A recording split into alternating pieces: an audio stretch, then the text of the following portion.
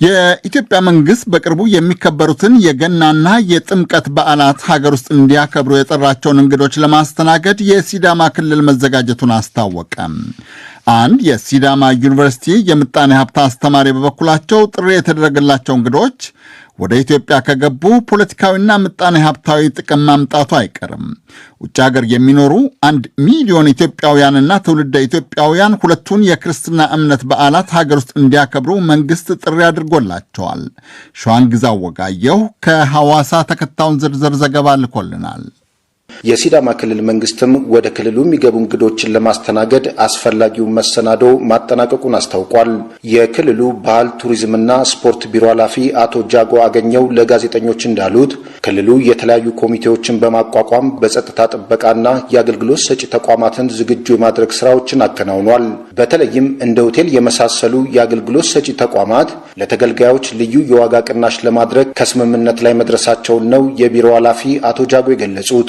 የአገልግሎት ሰጪ ተቋማትም እንግዶችን ለመቀበል በጣም ወሳኝ አካላት እንደመሆኑ መጠን ከነሱ ጋር ምክክር ተደርጓል። እንደገር እንደምታውቀው ለሚሰጠውም አገልግሎት እስከ 30% ዲስካውንት የማድረግ ሐሳብ እንዳለ ይታወቃል። በሐዋሳም ደረጃ ሆቴሎች በዚህ ደረጃ የተስማሙበት ሁኔታ አለ። ወደ ክልሉ ለሚመጡ እንግዶች በክልሉ የሚገኙ የኢንቨስትመንት አማራጮችን የማስተዋወቅ ስራዎችን ለማከናወን መታቀዱንም የቢሮ ኃላፊ ተናግረዋል። የዲያስፖራው ማህበረሰብ ወደ አገር ቤት መግባት ምን እንድምታ ይኖረዋል በሚል ዶቼ ቬለ ዲደብሊው ያነጋገራቸው የሐዋሳ ዩኒቨርሲቲ የምጣኔ ሀብት ትምህርት ክፍል መምህርና ተመራማሪ ዶክተር ደገላ ሄርጋኖ ተከታዩን አስተያየት ሰጥተዋል።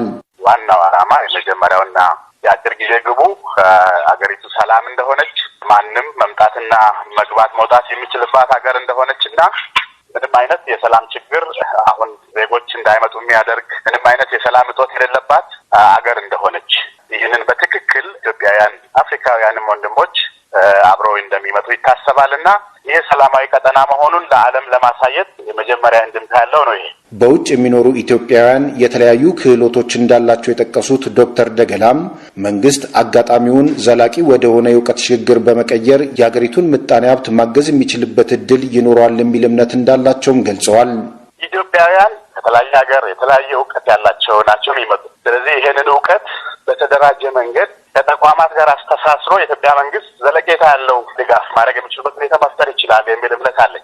በሙያም ማለት ነው፣ በገንዘብ ብቻ አይደለም። ምክንያቱም ሌሎች በርካታ ሀገሮች ለኢትዮጵያ ያላቸውን ድጋፍ ሊቀንሱ የሚፈልጉ ይኖራሉ የምታውቃቸው ስለዚህ ያደጉ ሀገሮችና ያው እነዚህ ድጋፍ ማጣት እንትኖች በኢኮኖሚ ላይ ያለውን ጫና ለመቀነስ በሂደትም ደግሞ ራስን እየቻልክ መሄድ አለበት። ይህ ሀገር ሁልጊዜ በተመጽዋችነት በተጽዕኖ ስር መቆየት የለበትም የሚል ይመስለኛል የኢትዮጵያዊም እንድምታ። ስለዚህ የአንድ ጊዜ ገንዘብ አይደለም፣ በቋሚነት የእውቀት ሽግግር ላይ መስራት ይችላል የሚል ሀሳብ ነው ያለ። ያለ ኢኮኖሚ ትልቅ አስተዋጽኦ ይኖረዋል።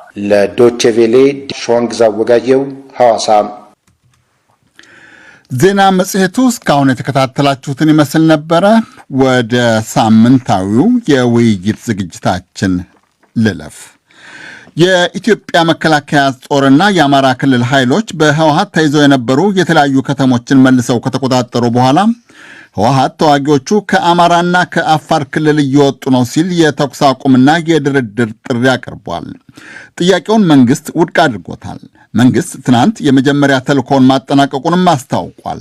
በብዙ ሺህ የሚገመቱ ሰዎችን ህይወት ያጠፋው በርካቶችን ያፈናቀለና ብዙ ንብረት የሚያወደመው ጦርነት ሙሉ በሙሉ እንዲያበቃና ሰላም እንዲሰፍን ከእንግዲህ ምን እርምጃዎች ሊወሰዱ ይገባል የሚለው ርዕስ የፊታችን እሁድ የሚደመጠው የሳምንቱ ውይይታችን ትኩረት ነው።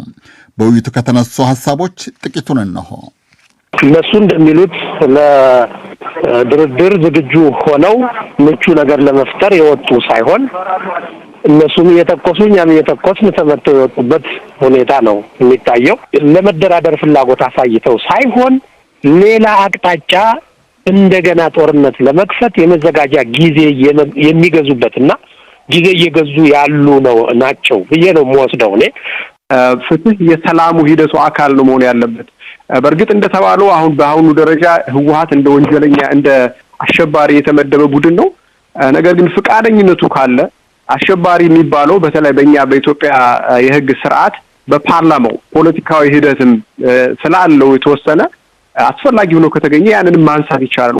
የአማራም ህዝብ የአፋርም ህዝብ የትኛውም የኢትዮጵያ ህዝብ የትግራይ ማህበረሰብ ሁሉም ቁጭ ብሎ ባገሩ ላይ መምከር አለበት 100% ምናምንበት ነው መነጋገር አለብን ምናምንበት ነው ነፍጥ አንስቶ በሽብር ተግባር ላይ በአደባባይ ቪዲዮ እየቀረጸ ያደረገውን ሀገራዊ ውርደት የፈጸመውን ሀገራዊ ውርደት ለዓለም ማህበረሰብ የሚያሳይ አሸባሪን ግን ቁጭ ብለን እንነጋገር ወይም ቁጭ ብላችሁ ተነጋገሩ የሚባለው ነገር እኔ ጦርነትን በሰላም የመደምደም ምስጢር አይታየኝም እዚህ ላይ ለህግ የሚቀርበው ለህግ መቅረብ አለበት እጅ መስጠት ካለባቸው ሰላም ፈላጊ ከሆኑ ጦርነት አቁመን ከዚህ ያስወጥተናል የማወናበጃ ሐሳብ ሳይሆን ለምን እጅ አይሰጡም ለምን ትጥቅ አይሰጡም ጉዳታችንን ብቻ እያየን ሳይሆን ከጉዳታችን በስተጀርባ ለምን ይሄ ነገር ተከሰተ ምን ብናደርግ ነው ይሄን ነገር